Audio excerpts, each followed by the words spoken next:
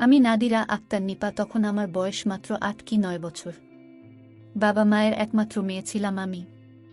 আমার মায়ের খুব কম বয়সে বিয়ে হয়েছিল। বাবার বয়সের তুলনায় মায়ের বয়স খুবই কম ছিল। সবকিছু বেশ ভালোই চলছিল। হঠাৎ করে আমাদের জীবনে একটা বড় ঝড় আসে। একদিন মাঝরাতে হঠাৎ করে আমার বাবা অসুস্থ হয়ে পড়েন। বাবাকে হাসপাতালে নিয়ে যাওয়া হয়। ভোর রাতের দিকে বাবা আমাদের সবাইকে ছেড়ে চলে যান। বয়সটা নিতান্তই কম ছিল বলে বাবা হারানোর ব্যথা তেমন অনুভব করতে পারেননি। মা অনেক কম বয়সে বিধবা হলেন।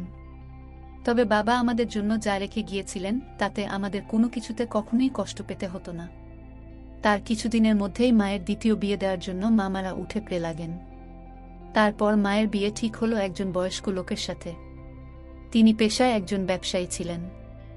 মায়ের বিয়ের পরে আমি মামা বাড়িতে থাকতাম।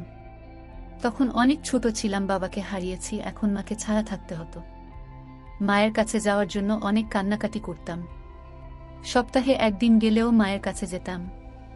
আর পরদিন মা মারা গিয়ে নিয়ে আসতেন। ছোট ছিলাম বলে বড়দের এই ব্যাপারগুলো ঠিক বুঝতাম না। মায়ের দ্বিতীয় স্বামী মানে আমার দ্বিতীয় বাবা আমায় নিয়ে অনেক ঝামেলা করতেন মায়ের সাথে। তিনি আমাকে একদমই পছন্দ করতেন না। প্রথমে অমত না করলেও পরবর্তীতে আমাকে মেনে নিতে তার ঘোর আপত্তি ছিল। তাই আমি মামাদের কাছে থাকতাম। ওই বাড়িতে আমাকে খুব একটা যেতে দিত না। আস্তে আস্তে আমিও মানিয়ে নিলাম। তারপর মায়ের উপর শুরু হয় অত্যাচার। ওই লোক প্রতিদিন নেশা করতেন এবং বিভিন্ন অসামা কর্মকাণ্ডের সাথে যুক্ত ছিলেন। মাকে প্রতিদিন মারধর করতেন। বাবা আমাদের জন্য যে টাকা পয়সা সম্পত্তি রেখে গিয়েছিলেন সেসব নিজের নামে করে দেওয়ার জন্য মায়ের উপর চাপ সৃষ্টি করতেন। আমার দ্বিতীয় বাবা যদি ভালো মানুষ হতেন তাহলে তাকে সব দিয়ে দিতে কোনো সমস্যা ছিল না, কিন্তু তিনি টাকা পয়সা সম্পত্তি সব নষ্ট করে ফেলতেন। তারপর আমাদের মা মেয়েকে নিয়ে রাস্তায় দাঁড়াতে হতো। তখন আমার মামারাও ফিরে তাকাতেন না। আমার মা মানিয়ে নেওয়ার অনেক চেষ্টা করেছিলেন, কিন্তু সহ্য করতে না পেরে তিনি সিদ্ধান্ত নিলেন ডিভোর্স দেওয়ার। তারপর অনেক যুদ্ধ করে ডিভোর্সটা হয়ে যায়।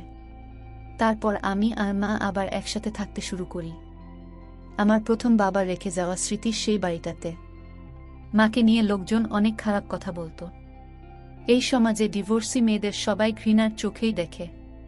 কিছুদিন এভাবেই কেটে যায়।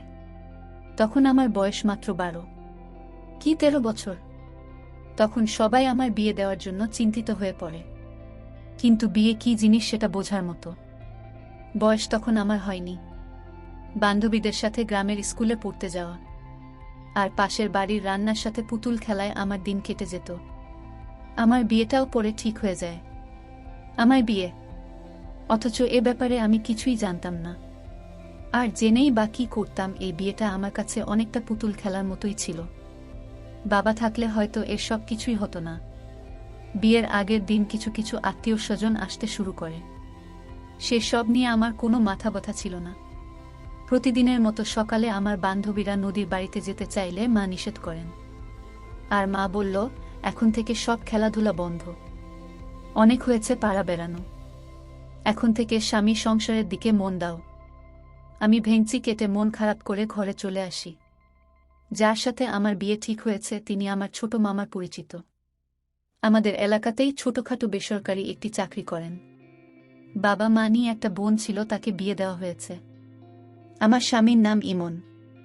আমরা মা মেয়ে দুজন একা এত বড় একটা বাড়িতে থাকি, তাই মামারা চেয়েছিলেন এমন কারো সাথে বিয়ে দিতে যে আমাদের বাড়িতে থাকবে এবং আমাকে দেখাশোনা করতে পারবে।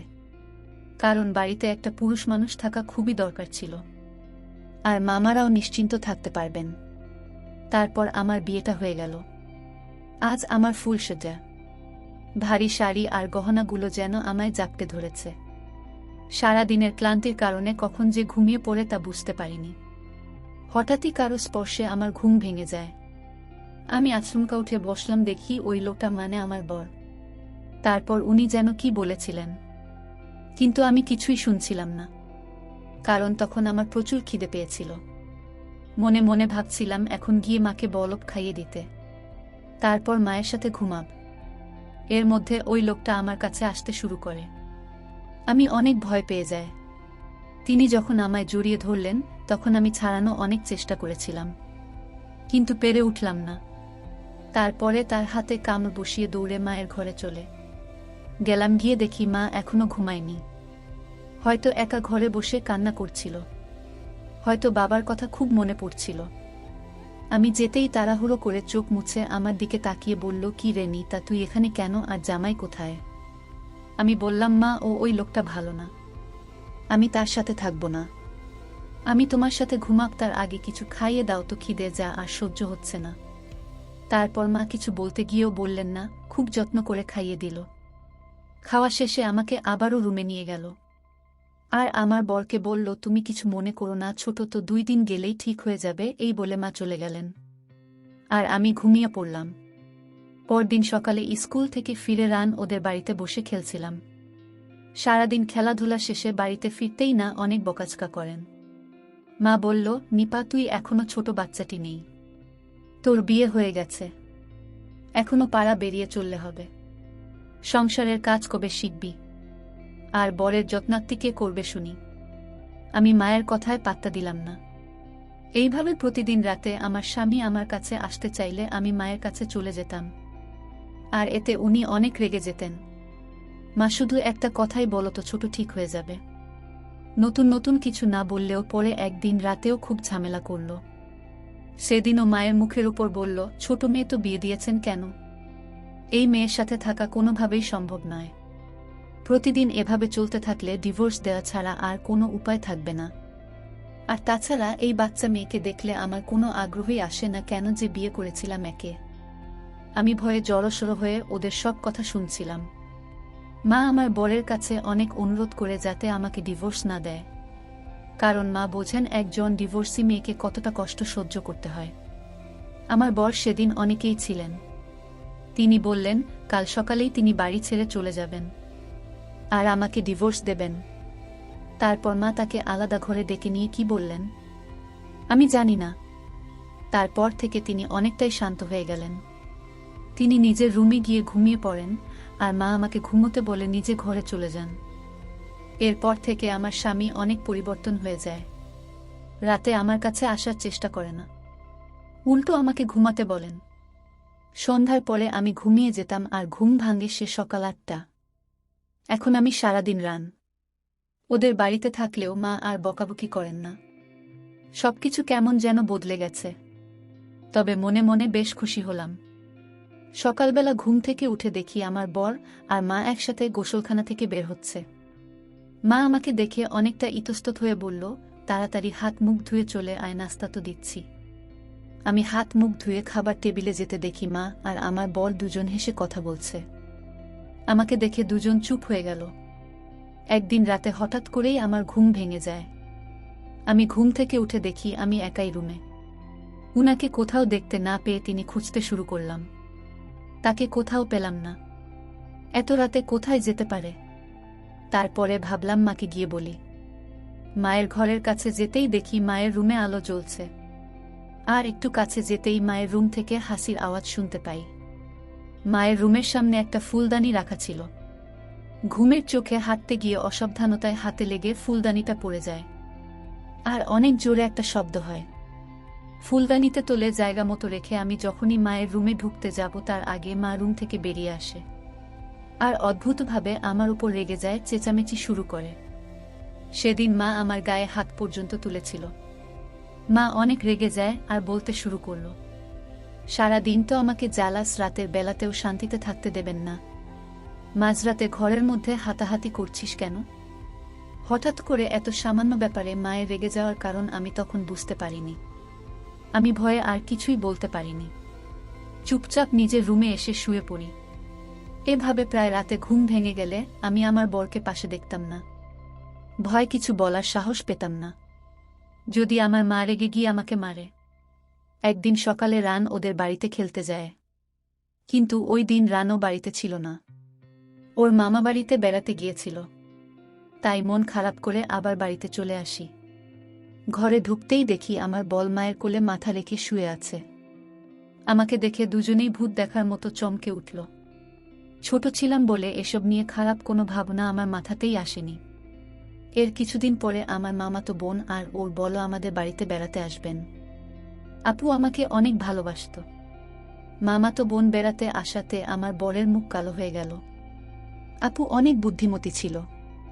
আমার বরের আচার আচরণ লক্ষ্য করে আমাকে অনেক কিছু বোঝাতে চাইতেন, কিন্তু আমি এতটাই সরল ছিলাম যে ওসব বোঝা তো দূরের কথা, কানে তুলতাম না। আপু চলে যাওয়ার সময় শুধু একটাই কথা বলেছিল, তুই কখনো পড়াশোনা ছাড়িস না, মন দিয়ে পড়াশোনা করবি, আর তোর আপন সব সময় তার পাশে আছে। নিপা, সামনে তোকে অনেক বড় ধাক্কা সহ্য করতে হবে, তৈরি থাকিস বোন। এভাবেই আমার জীবন থেকে কয়েকটা বছর কেটে যায়। যখন বিয়ে হয়েছিল তখন স্বামীকে আকৃষ্ট করার মতো রূপ, যৌবন বা শারীরিক গঠন কিছুই ছিল না আমার। এখন আমি পূর্ণবয়স্ক যুবতী, চেহারায় লাবণ্য এসেছে, শারীরিক গঠন সুন্দর হয়েছে। এখন আমার বর সবসময় আমার আশেপাশে ঘুরঘুর করে। কিছু দিন ধরে লক্ষ্য করছি কিছু একটা নিয়ে মায়ের সাথে আমার বরের প্রায় ঝগড়া চলতে থাকে। আমার স্বামী কিছুদিন ধরে আমাকে অন্য বাড়িতে নিয়ে যাওয়ার কথা বলছে। সে আর এই বাড়িতে থাকতে চাইছে না, কিন্তু এত বড় বাড়িতে মাকে একা রেখে কিভাবে যাব? আমি কি করব কিছুই বুঝতে পারছিলাম না। একদিন রাতে ঝগড়ার শব্দে আমার ঘুম ভেঙে যায়। আমি উঠে বসলাম আর কি হচ্ছে তা বোঝার চেষ্টা করছিলাম। শব্দটা মায়ের ঘর থেকে আসছে। আমি মায়ের রুমে গিয়ে দেখি তাদের দুজনের মধ্যে খুব তর্ক হচ্ছিল। ঝগড়ার এক পর্যায়ে আমার মা আমার বরকে জড়িয়ে ধরে কাঁদতে শুরু করে। আমি রুমে ঢুকতেই বর আমাকে দেখে এক ধাক্কায় মাকে মেঝেতে ফেলে দেয়। এই সব দেখে কিছু সময়ের জন্য আমি স্তব্ধ হয়ে গেলাম। আমি নিজের রুমে চলে আসি। আমার বল ইমন ও আমার পিছন পিছন আসে। আমি খাটের উপর বসে পড়লাম। ইমন আমার পা দুইটা জড়িয়ে ধরে কাঁদতে কাঁদতে বলল, নিপা, আমি অনেক বড় ভুল করে ফেলেছি। আমি তো তোমার স্বামী, একটা আমায় ক্ষমা করে দাও। আমি তোমাকে অনেক সুখে রাখব। আমরা এখানে আর থাকব না, আমরা দূরে কোথাও চলে যাব। আমি কোনো রকম প্রতিক্রিয়া না করে চুপ করে বসে রইলাম। আসলে আমি তখন ছোট ছিলাম, তার চাহিদা পূরণ করার জন্য যোগ্য ছিলাম না, তাই তিনি আমাকে ডিভোর্স দিতে চেয়েছিলেন। তখন আমার মা খুবই কম বয়সে একজন ডিভোর্সি মহিলা ছিলেন। তিনি চাননি আমিও তার মতো এতটা কষ্টের সম্মুখীন হই। তাই আমার বলের সাথে মায়ের চুক্তি হয়েছিল, যতদিন পর্যন্ত না আমি বড় হব ততদিন পর্যন্ত ওসব চাহিদা আমার নামে যাবে। আমার ভালো কথা ভেবে এত বড় একটা অন্যায় কাজ করতে তারা দুবার ভাবল না।